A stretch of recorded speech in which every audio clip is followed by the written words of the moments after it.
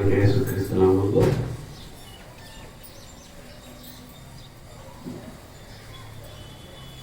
పరమ తండ్రిని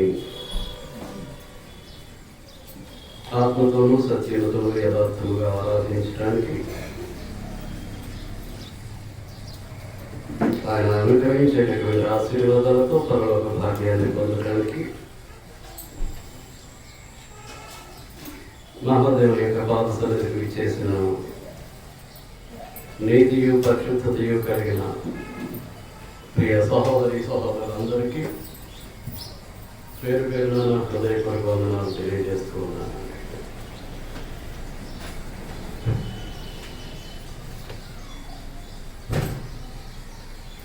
మానవుని అనగా దేవభక్తుడిని, సత్క్రైస్తవుని, క్రీస్తు సంఘ సభ్యుడిని, దేవుని రాజ్య పౌరుడైనటువంటి వారిని సాతాను ఏ విధంగా అతని యొక్క విశ్వాసంలో నుంచి, అతని యొక్క భక్తి జీవితంలో నుంచి, అతని నీతిలో నుంచి, అతని పరిశుద్ధతలో నుంచి, అతను పొందిన రక్షణలో నుంచి, అతను అనుభవిస్తున్నటువంటి దైవ సహవాసంలో నుంచి ఏ విధంగా పడగొట్టేస్తాడు అనేటటువంటి మనం ఆలోచన చేస్తూ ఉన్నాం. ఎలాగో పడగొడతాడంటే మొట్టమొదటి కారణాన్ని గత వారం మనం ఆలోచన చేసాం. డబ్బు ఎడ చూపుతాడు, ధనాన్ని ఆస్తిని ఏం చేస్తాడంటే ఎడ చూపిస్తాడు.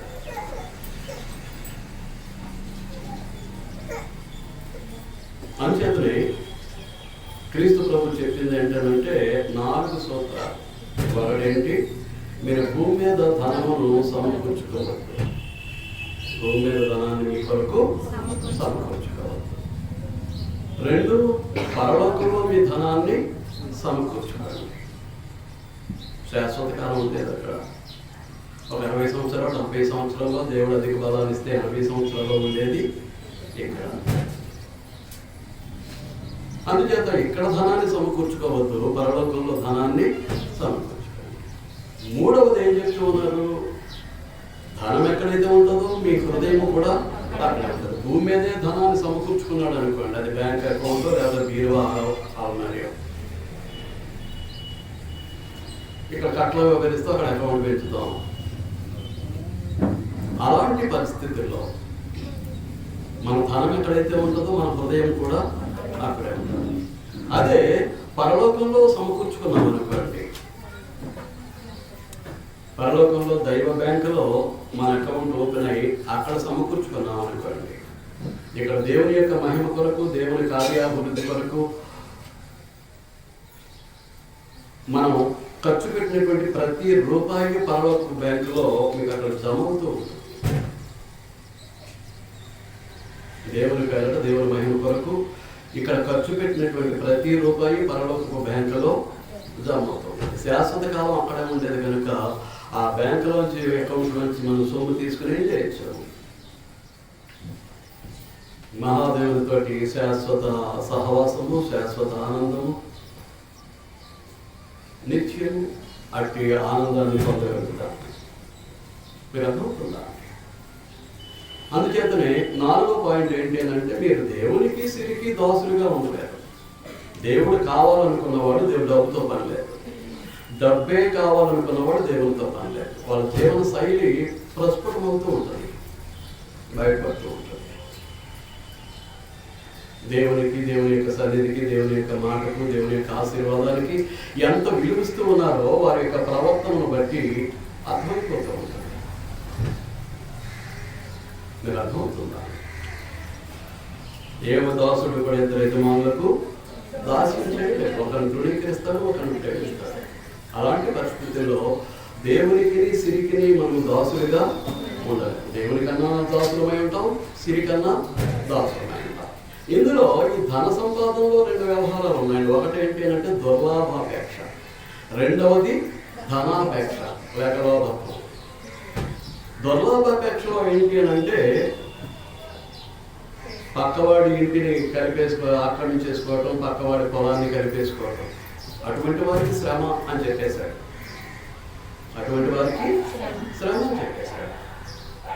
అర్థమవుతుందా? దీని కొరకు ఏం చేస్తారట, మంచాల మీద పరులు ఉండగానే ఆలోచన చేసుకుంటూ ఉంటారట. మంచాల మీద బరువులు ఉండగానే రాత్రిపూటే ఆలోచన చేస్తూ ఉంటారు. ఈ దుర్లాభాపేక్ష కొరకు ఆలోచన చేసిన తర్వాత సమయం వారి స్వాధీనంలో ఉంది, వారు చేయాల్సినటువంటి కార్యము వారికి అనుకూలంగానే ఉంది.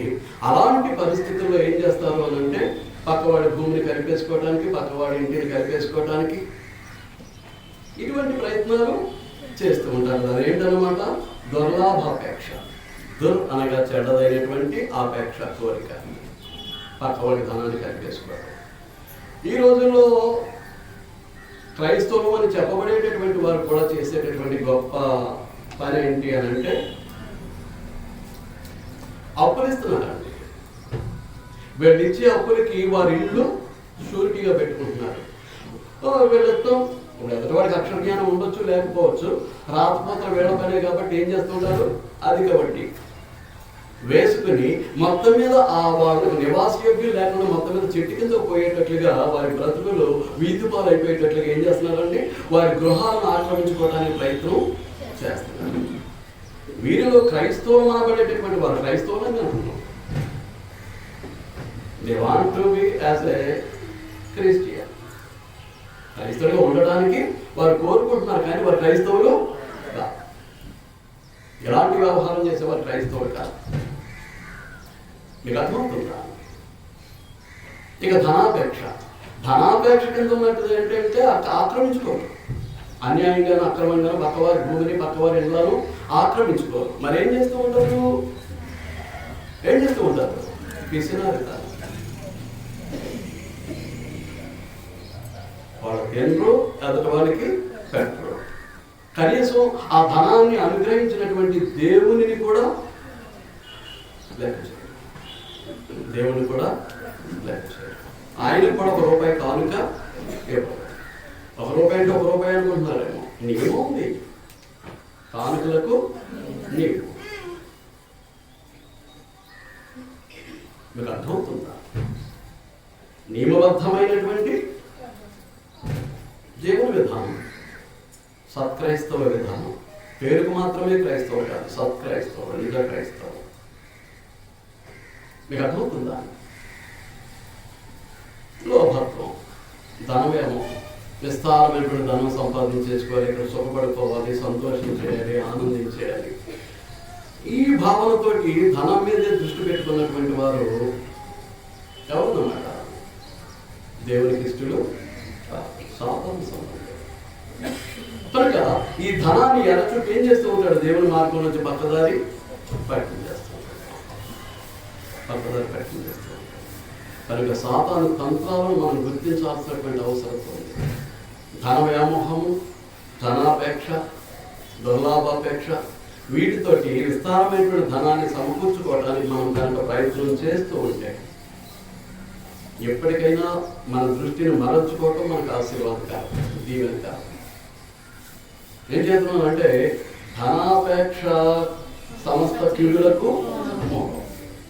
మనం ఈ లోకంలోకి ఏమీ తేలేదు, వెళ్ళేటప్పుడు ఏమీ పట్టుకెళ్ళేది లేదు. గ్రంథం సెలవిస్తున్నటువంటి సంగతి. కాగా అన్న వస్త్రము గలవారపై తృప్తిగా బ్రతుకుతాం. అన్నము వస్త్రము కలిగిన వారిపై తృప్తిగా బ్రతుకుతాం. ఈ ధనాపేక్షతో ఏం చేస్తున్నారు? ఊరిలో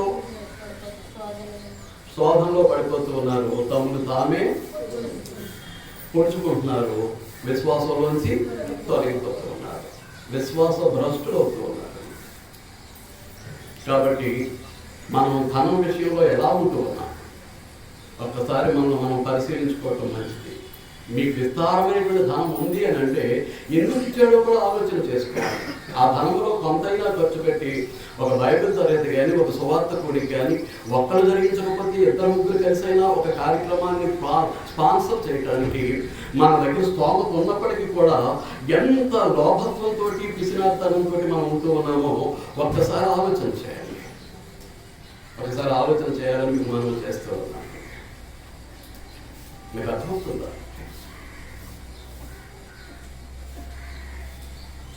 రైట్. ఆమె సహోదరి కాదు, కానీ ఈ మధ్య మా కుటుంబం పేరు ఒక దైవ కార్యక్రమాన్ని జరిగించమని ₹15,000 పంపించిందంట. ఇంకా కాస్త వాతావరణం సభ్యమనిగితే ఒక కార్యక్రమం కండక్ట్ చేయాలి కుటుంబం పేరట 15,000 రూపాయలు 15,000 రూపాయలు పంపించిందట. మనం ఏం చేస్తున్నాం? ముళ్ళు వేస్తున్నాం, మూటలు కడుతున్నాం, కట్టలు పేరుస్తున్నాం, అకౌంట్లు పెంచుకుంటున్నాం.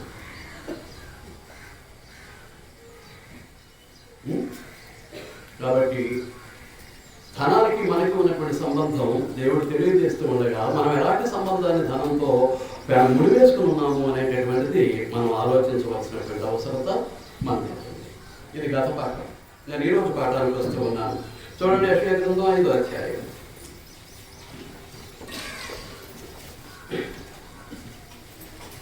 11వ వచనం.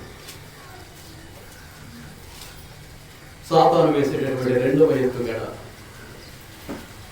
మద్యము త్రాగుదామని వేకువలే లేచి ద్రాక్షారసము తమకు మంట పుట్టించు వరకు చాలా రాత్రి వరకు పానము చేయవారికి శ్రమ.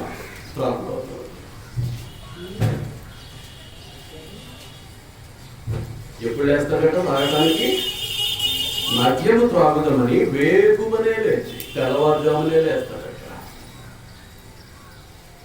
లేచి ద్రాక్షారసము తమకు మంట పుట్టించే వరకు, లోపల ఉన్నటువంటి అన్నవాహిక కానీ, జీర్ణాశయం కానీ, చిన్న ప్రేమ కానీ, పెద్ద ప్రేమ కానీ, లివర్ కానీ, ఇతర అవయవాలు తాగింది ఎన్ని అవయవాల మీద ప్రభావాన్ని చూపెడుతూ ఉంటుందో, ఎన్ని అవయవాల కూడా అది ప్రవహిస్తూ ఉంటుందో, అన్ని అవయవాల్లోనూ ఏం పడుతుందటండి? పాడు చేస్తూ ఉంటుంది, తినేస్తూ ఉంటుంది. ఆఖరికి అల్సర్స్ ద్వారా క్యాన్సర్స్ ఏం పడుతుంటుంది అన్నమాట.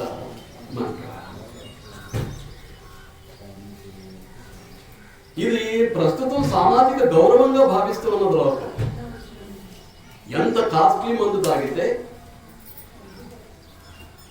ఏమండి, ఎంత ఖరీదైనటువంటి మందు తాగితే అంత గౌరవంగా భావిస్తూ ఉన్నది ఈ లోకం. ఇండియా సరుకు పని కాకపోతే ఫారెన్ సరుకు తెప్పిస్తున్నారు. స్కాచ్ ఏదో అంటున్నారు, అది చాలా ఖరీదట, విలువైందట.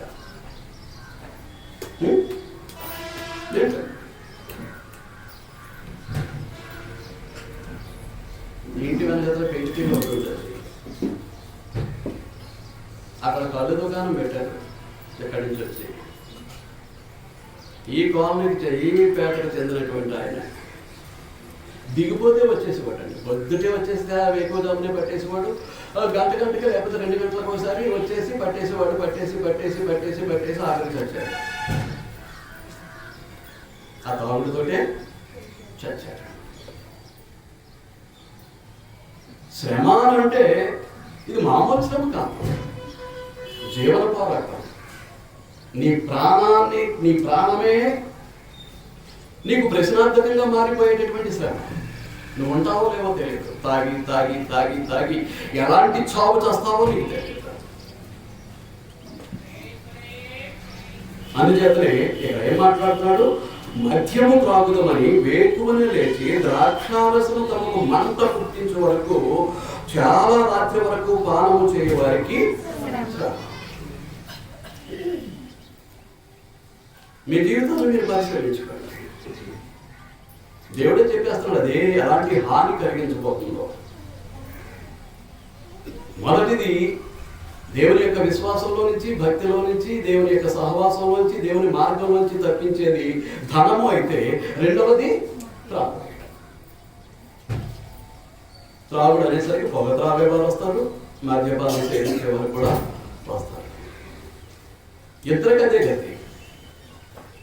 ఏది వీళ్ళంత త్వరగా చావటమే వారి యొక్క జీవిత గమ్యం. వారి భార్య బిడ్డలు దిక్కులేని వారిగా చేయటమే వారి యొక్క లక్ష్యం.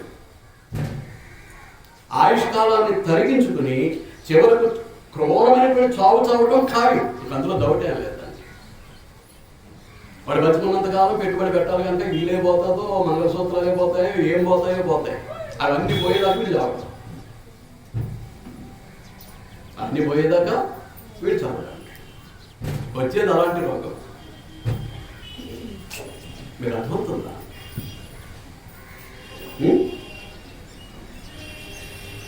మీరు ఆలోచిస్తూ ఉన్నారు, నేను భావిస్తూ ఉన్నాను. మొట్టమొదటి ధనము అయితే సాతాను యొక్క తంత్రంలో మా భక్తుల్ని భక్తి నుంచి తొలగించడానికి సాతాను ఉపయోగించేది. రెండోది ఏంటన్నమాట, వాడికి ఉన్నటువంటి అవలక్షణం చెడు గుణం, చెడు లక్షణం. దీనికి అనుబంధంగా 22వ వచనం, ద్రాక్షారసము త్రాగుటలో ప్రఖ్యాతి నొందిన వారికి.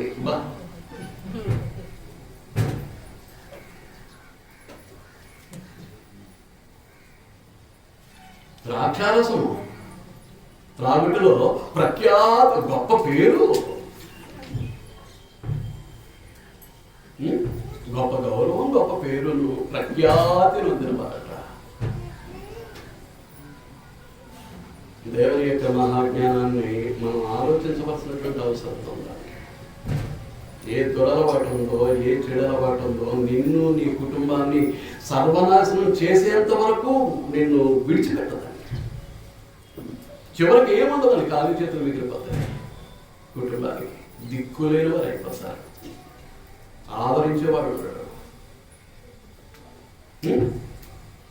అంత గొప్ప పేరు కోసం ప్రయాసపడాల్సినటువంటి అవసరం లేదండి. వాళ్ళ త్రాగేవారైనా, మత్తు పానీయాలు సేవించేవారైనా, ద్రాక్షారసము త్రాగుట్లో ప్రఖ్యాతి నొందిన వారికి, మద్యము కలుపుటలో తెగువ గల వారికి శ్రమ. ఎదటి వారిని మధ్య కలపటం అంటే ఎదటి వారిని ప్రోత్సహించటం, పురుకొల్పటం. రారా నీతో తాగి చాలా కాలం అయిపోయింది, ఒరే ప్రభు నేను ప్రభువు నమ్ముకున్నాను రా, దేవుని బిడ్డనయ్యాను, అవన్నీ మానేసుకున్నాను అందో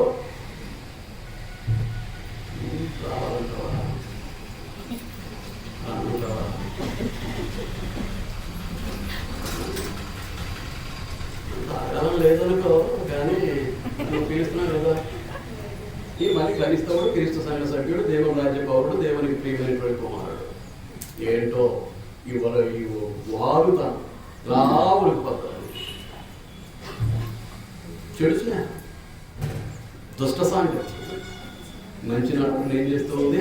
మంచి నాడు ఎక్కడ ఉంది? క్రీస్తునందు ఉంది, క్రీస్తు సంఘంలో ఉంది, దేవుని సన్నిధిలో ఉంది. దానిని వాడు పాడు చేయడానికి ప్రయత్నం చేస్తుంటే సాతాను యొక్క ప్రతినిధిగా ఈ పెద్ద మనిషి ఏం చేస్తున్నాడు? వాడు ఏ సాతాను వేసినటువంటి ఎత్తుగడలో పడిపోయి వాడితో పాటు ఏం చేస్తున్నాడు? ఇంటికి వచ్చిన తర్వాత మరి ఆవిడ అడుగుతుందో లేదో నాకు తెలియదు. ఏమయ్యా ప్రభువు నమ్ముకున్నా కదా, మళ్ళీ ఇదే పని అని అడుగుతుందో లేదో నాకు తెలియదు. పిల్లలైనా ఎందుకు వచ్చింది డాడీ, లేకపోతే ఎందుకు వచ్చింది నాన్న, ఏంటి పని ఏంటి, దేవుని నమ్ముకున్నా కదా, ఇంకా ఆ పాప పని ఏంటి అని మరి పిల్లలైనా అడుగుతారో లేదో నాకు తెలియదు. వీడికి ఏమన్నా అయ్యింది అని అంటే వాళ్ళ గతి ఏంటో చూసుకుంటారో లేదో నాకు తెలియదు.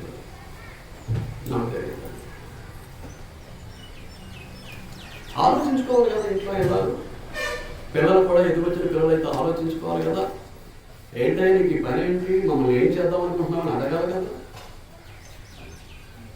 నువ్వు చక్కబెట్టుకుని మేము చక్కబెట్టుకుని మేము చక్కబెట్టుకోవటం అనేటటువంటి భార్య ఉన్నటువంటి లోకం అనేది. వాడికి ఏం కావాలో వాడు ఆనందిస్తూ ఉంటాడు, ఈమెకి ఏం కావాలో ఈమె ఆనందిస్తూ ఉంటుంది. ఇద్దరు చర్యదారిపోతే మధ్యలో నాశనమైపోయేది అప్పుడు. అందుకనే దేవుడు మీకు బహుమానాలు వేస్తా, అందుకైనా మీకు దేవుడి గర్భఫలాలు అనుగ్రహిస్తా. ఏం చేద్దాం అనుకుంటున్నారు? ఒక్కసారి ఆలోచించాలి, మీ జీవితాల గురించి ఆలోచన చేసుకోండి. సామెతల గ్రంథం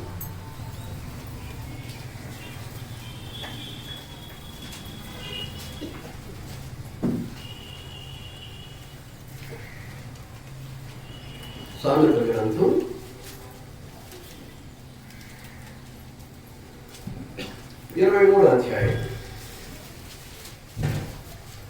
29వ వచనం నుంచి. ఎవరికి శ్రమ? సామెతల గ్రంథం 23వ అధ్యాయం 29వ వచనం నుంచి. ఎవరికి శ్రమ, ఎవరికి దుఃఖము, ఎవరికి జగడములు, ఎవరికి చింత, ఎవరికి హేతువు లేని కారణం లేని గాయాలు, ఎవరికి మందదృష్టి, ద్రాక్షారసంతో పొద్దుపుచ్చు వారికే కదా, కలిపిన ద్రాక్షారసము రుచి చూడ చేరు వారికే కదా.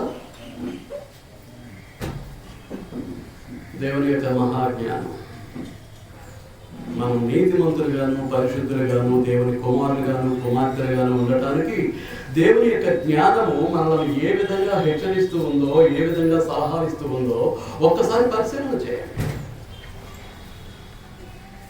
ఒక్కసారి పరిశీలన చేయండి. మీరు అర్థమవుతుందా? అనిల్ కుమార్ గారు ఎలా వచ్చారు? ఇక్కడ వచ్చి ఖాళీగా ఉంది. మీకు అర్థమవుతుందా? ఎవరికి శ్రమ? ఇలాగేం చూసాం? వేగుమనే లేచి దేని వరకు? త్రాగటానికి. చాలా రాత్రి వరకు, అనగా కడుపులో మంట పుట్టించేంత వరకు త్రాగేటటువంటి వారికి ఏంటట? శ్రమ.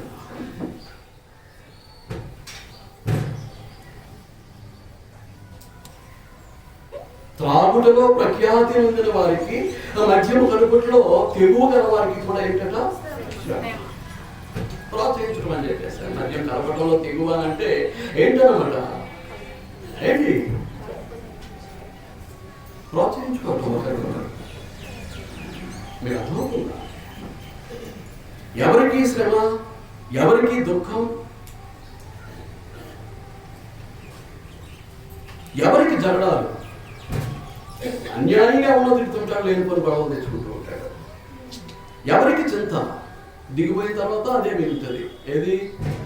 చింత, దుఃఖము, ఈ రెండు మిగులుతాయి. దిగిపోయింది అనుకోండి సరుకు, ఏం చేయని కుటుంబాన్ని, పిల్లల్ని ఎలా చదివించుకోరు, పిల్లల యొక్క మంచి చెడ్డలు, వారి అవసరాలు ఎలా తీర్చరు? దుఃఖము, చింత. కానీ అది మాత్రం మాట.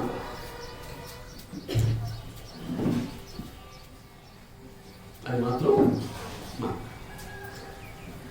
ఎవరికి శ్రమ, ఎవరికి దుఃఖము, ఎవరికి జగడములు, ఎవరికి చింత, ఎవరికి హేతువు లేని గాయములు. ఫుల్గా తాగేక అక్కడ పడిపోవటం, ఒంటి నిండా గాయాలే. రాళ్ళ లేదు, రోడ్డు లేదు, నేల లేదు, గది లేదు, ఇది లేదు. ఎక్కడో చోట ఏం చేస్తుంటుంది అన్నమాట, తాగేసి పడిపోతుంటాడు.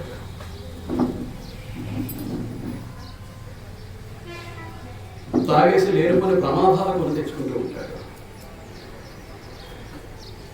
ఎన్ని ప్రమాదాలు అతను ఎదుర్కొన్నా, ఎన్ని గాయాలు అయిపోయినా మనిషిలో మార్పు లేనప్పుడు అసలు మనిషి అనడానికి కూడా అవకాశం లేదండి. మనిషిగా గుర్తించడానికి కూడా అవకాశం లేదు. చీ అన్నాం అనుకోండి, పోతుంది. మళ్ళీ ఏం చేస్తుంది? అలాగ రౌండ్ వేసుకుని మళ్ళీ అక్కడికి వస్తుంది. ఒక్క బతుకు ఏంటండి? కుక్క. కక్కిన దాన్ని తినేటటువంటి కుక్క. కడుగుబడింది. కడగబట్ట విలువ ఏంటో దానికి తెలీదు. కడుగుబడిన తర్వాత మళ్ళీ ఏం చేస్తూ ఉంటుంది? వీళ్ళు బురదలోనే దొరుకుతుంది. కడిగిన దాని యొక్క విలువ ఏంటి? గ్రహించేటటువంటి జ్ఞానం దానికి లేదు. దేనికి? పనికి. అలాంటి బ్రతికే వాళ్ళందరూ దేవుని కుమారులు, క్రీస్తు తమ్ముళ్ళు, చెల్లెళ్ళు, దేవుని కుటుంబంలో సభ్యులు, దేవుని రాజ్య పౌరులు, దేవునికి ప్రియమైనటువంటి కుమారులు. ఏంటో ఈ జీవితాలు? ఇలాంటి జీవితాలు దేవుని మహిమపరచడానికి ఉపయోగపడతాయా?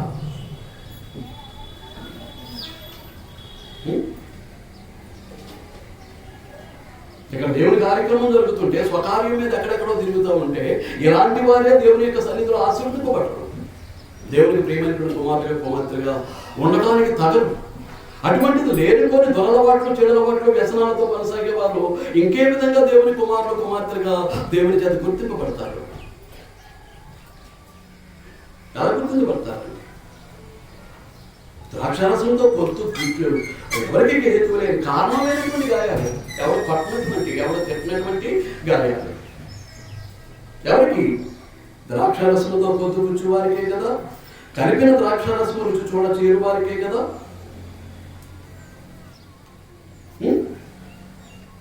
ఏంటండి? ద్రాక్షారసంతో పొత్తు కూర్చు వారికే, పొద్దు వారికి ఇదే పని.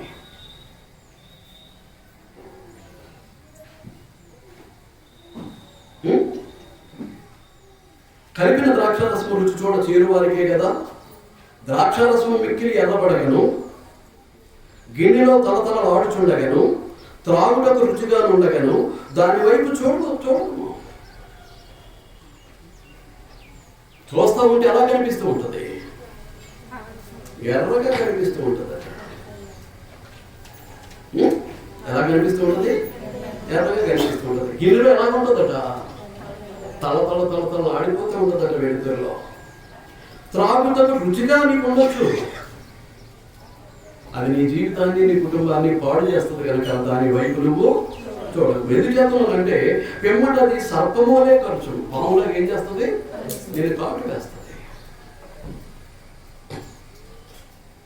ఎలాంటి పాపమైనా దేవుని సన్నిధిలో క్రమంగా ఉండలేనటువంటి పాపమైనా నీ బ్రతుకును నీ జీవితాన్ని కాటు వేయకమంటారు. పాపం అంటే పాపం. పాపం అంటే ఏంటంటే మాట్లాడండి. నువ్వు చేసిన పాపం పాములాగా నిన్ను కాటు వేయక మానదు. అంచేత ఏమంటాడు? పెమ్మట నువ్వు తాగిన తర్వాత తాగేటప్పుడు రుచిగానే ఉండొచ్చు, నీకు ఇష్టంగా మత్తునిచ్చేదిగా ఆనందంలో తయారు చేసేదిగా నీకు ఉండొచ్చు, నువ్వు త్రాగుతూ ఉండొచ్చు. కానీ దాని తర్వాత ఏం చేస్తుంది? అది సర్పం వలె కరచును, కట్ల పాము వలె కాటు వేయను.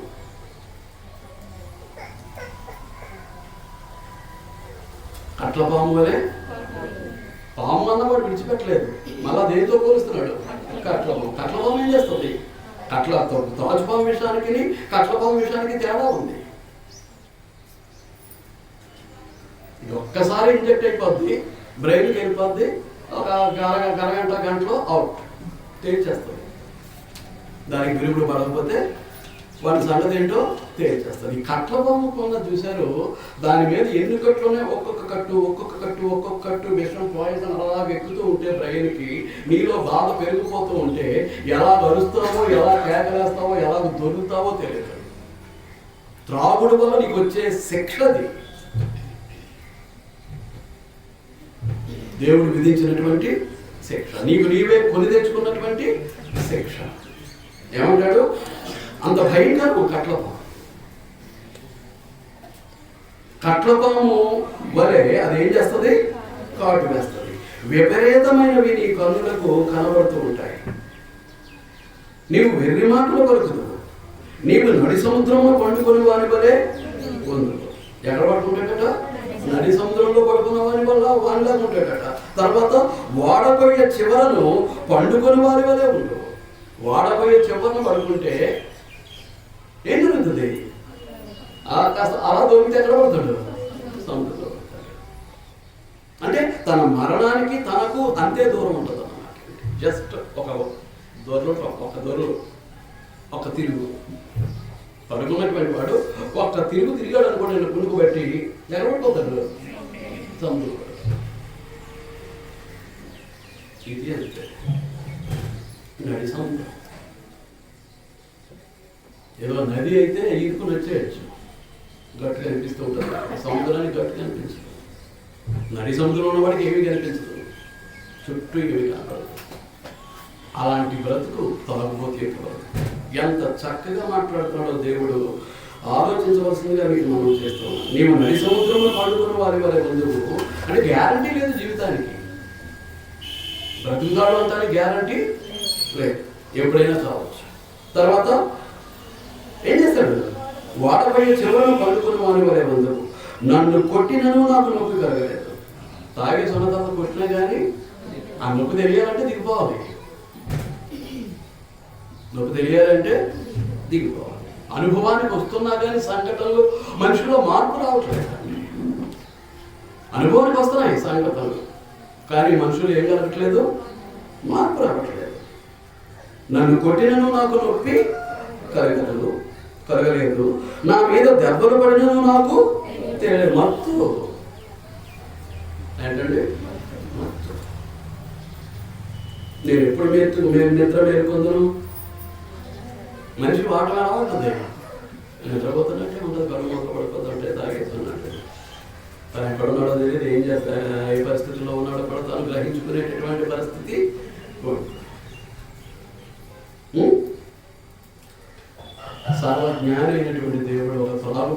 లక్షణాలు ఏ విధంగా ఉంటాయో, ఈ విధంగా తెలియజేస్తూ ఉండగా కూడా నేను తాగుతాను, నా జీవితాన్ని నాశనం చేసుకుంటాను, నా కుటుంబానికి ద్రోహం చేస్తాను, అన్యాయం చేస్తాను, నా కుటుంబం ఏమైపోయినా నాకు పర్లేదు అనేటటువంటి దృక్పథంలోనే ఉంటే నీ కర్మ.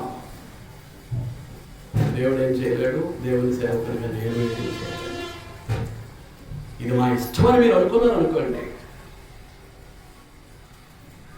As a evangelist, as a servant of God, as a man of God, I am doing nothing. I will do nothing. చేయడానికి ఏమి లేదు. నీ దురలవాట్లు, నీ చెడలవాట్లు, నీ వ్యసనాన్ని నువ్వు కొనసాగించుకుంటున్నావు. కొంతమంది దేవుని సన్నిధిని ఎగ్గొట్టేయటమే వ్యసనం, వాడుక. దేవుని కార్యక్రమంతో పని ఉండదు. ఇది ఒక వ్యసనం, ఇది ఒక దురలవాటు, ఇది ఒక చెడలవాటు. మరి ఇంటి దగ్గర నుండి ఏమి సంపాదిస్తారో ఏమి సాధిస్తారో నాకు తెలియదు.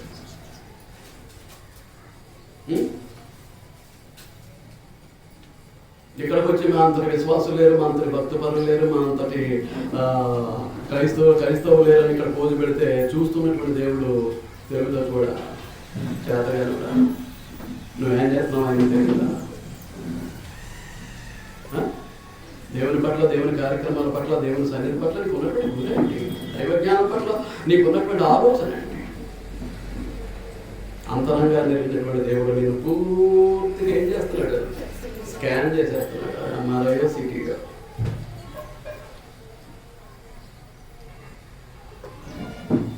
సిటీ స్కాన్కి, ఎంఆర్ఐ స్కాన్కి వెళ్ళడానికి మనిషికి ఆ టికెట్ పట్టుకోవడానికి, వ్యాధి కనుక్కోవడానికి బదులు దానివల్ల కలిగేటటువంటి డ్యామేజ్ ఎక్కువ పోవడానికి బాడీకి ఒక్క సిటీ స్కాన్ 400 ఎక్స్రేలకి సమానం అంట. ఇక అటు గతి పట్టింది అని అంటే బ్రతికినా ఒకటే, చదివినా ఒకటే.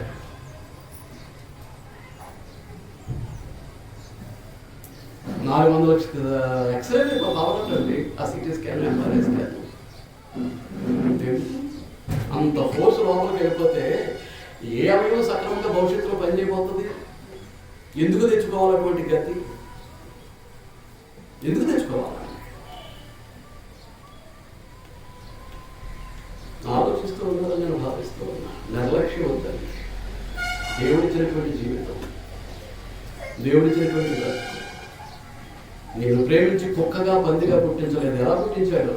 తన పోలికైనటువంటి నరుల రూపాన్ని నీకు ఇచ్చినప్పుడు నీవు ఎలా ఉండాలో ఒకసారి ఆలోచన చేయాలి. నేను ఎలా ఉండాలో నేను ఆలోచన చేయాలి. మనం ఎలా ఉండాలి దేవుని విషయంలో? దేవుని కొరకు బ్రతుకుతూ ఉంటే మన ప్రతి సమస్యను దేవుడు పరిష్కరిస్తాడు. మన ప్రతి అవసరత దేవుడు తీరుస్తాడు. కాస్త ఆలస్యమైతే అవ్వచ్చు. ఆ క్షణమే జరిగిపోవాలి అని అంటే కష్టం. ఆ క్షణమే జరిగిపోవాలంటే కష్టం.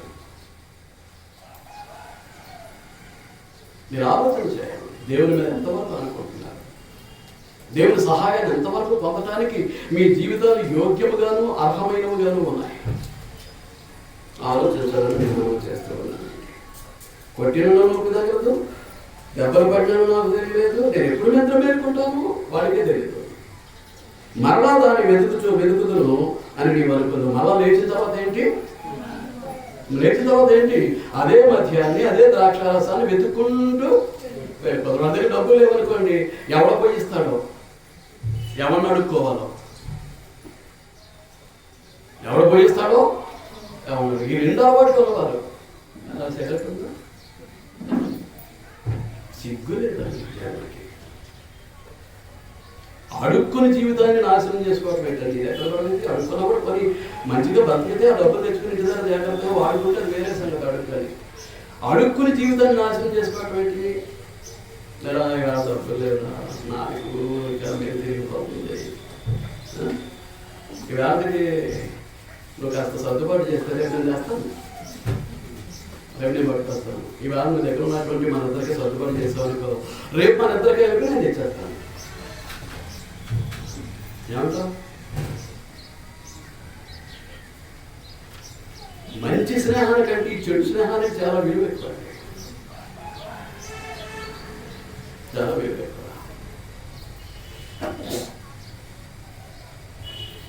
ఒక ఆయన చెప్పాడు, ఒక ఆయన దగ్గర తినడం మూతబద్దకి క్రీస్తునందు సహోదరుడే చనిపోయాడు. వెళ్ళిన తర్వాత వేళ నాకు అసలు పని జరగలేదండి,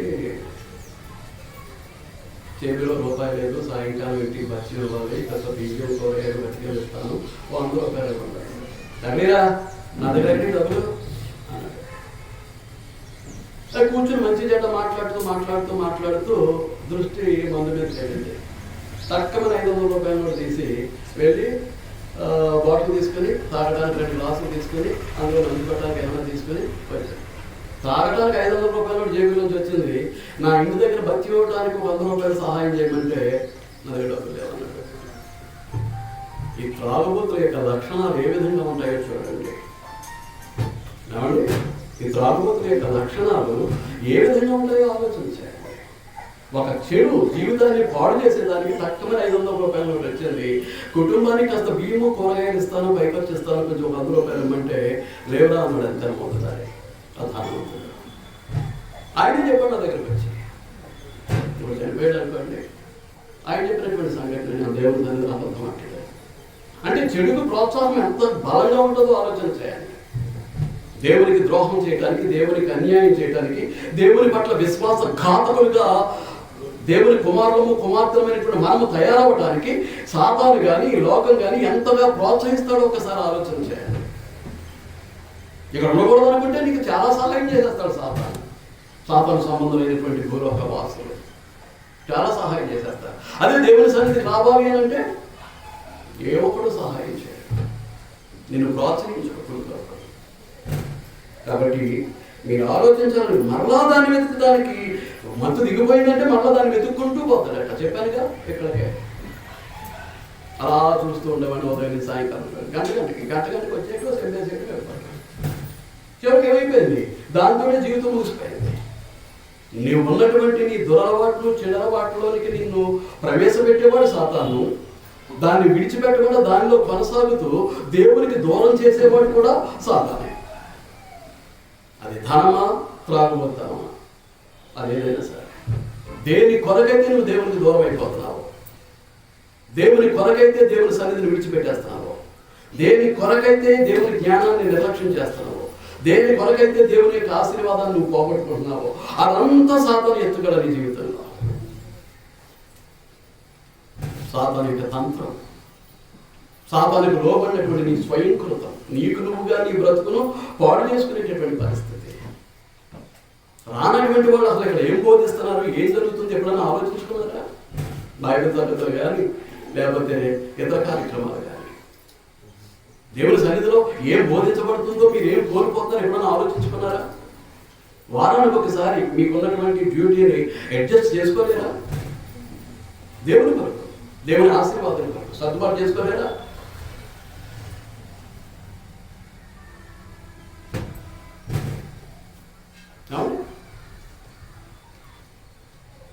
ముగింపు ప్రార్థన అవ్వకుండానే పారిపోతున్నారట, ఇలా కళ్ళు మూసేసరికి లేచిపోతున్నారట. అంతే. ఏం చేస్తారు ఇంటికి వెళ్ళి? ఏం చేస్తారంటారు? ఏమండి, మీలో ముగింపు ప్రార్థన కూడా పారిపోయేటటువంటి వాళ్ళు ఇంటికి వెళ్ళి ఏం చేస్తారు? ఎంతసేపు ఉంటుంది? 10 నిమిషాలు ఉంటుందా? 10 నిమిషాలు దేవుని కొరకు మీ డ్యూటీని కాస్త ఆవలేరా? దేవుని సన్నిధికి రావడానికి అంత ప్రాముఖ్యత చూపించరు, దేవుని సన్నిధికి అంత విలువనివ్వరు. కానీ వ్యక్తిగత సంపాదన కొరకైనటువంటి డ్యూటీలకు అయితే ఎంత విలువో, ఎంత గౌరవమో చూస్తున్నాడు దేవుడు, పరిశీలిస్తూ ఉన్నాడు. నేను కానీ మీరు కానీ ఏ ఒక్కరము తప్పించుకోలేదు. మన అవిధేయతను, అవిశ్వాసాన్ని బట్టి వచ్చేటటువంటి ప్రతిఫలం విషయంలో ఏ ఒక్కరము తప్పించుకోలేమండి. ఆలోచన చేసుకుందామండి. మరలా దాన్ని వెతుకుదును అని నీవు అనుకుంటావు. ఎందుకు? నీ బ్రతుకును నాశనం చేసుకోవడానికి, నీ కుటుంబాన్ని మోసం చేయడానికి, నీ కుటుంబాన్ని సర్వనాశనం చేయడానికి నువ్వు ఎంచుకున్నటువంటి మార్గం ఏదంటే త్రాగుడు. కనుక సాతాను దేవుని పిల్లలను పాడు చేయట్లో వినియోగించేటటువంటి మొట్టమొదటి సాధనం ఏదంటే డబ్బు. ప్రతి ఒక్కరూ డబ్బు లేకుండా బ్రతకలేరు. ఏదైతే జీవనాధారమైందో దానిని మీద దురాశను పెంచి, దుర్లాభాపేక్షను పెంచి వ్యామోహాన్ని పెంచి ఏం చేస్తూ ఉంటాడు? నీ జీవితాన్ని సర్వనాశనం చేస్తూ ఉంటాడు. ధనం ఉంటే చాలు అనుకుంటావు. ఏ ధనవంతుడు సుఖపడతాడో ఒక ధనవంతుడి దగ్గర వెళ్ళి కనుక్కో, నీకు తెలుస్తుంది.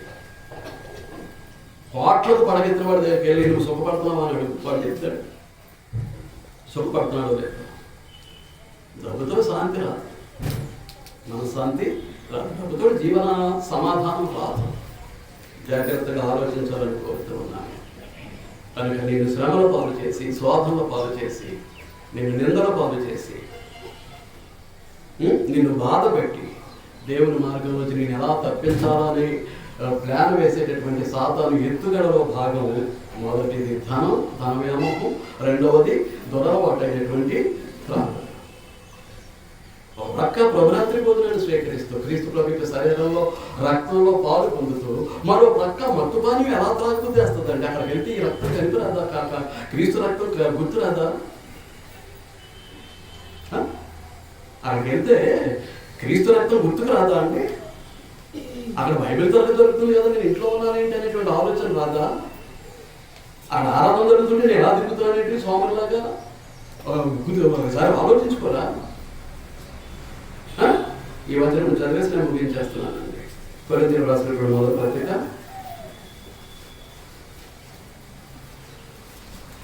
10వ అధ్యాయం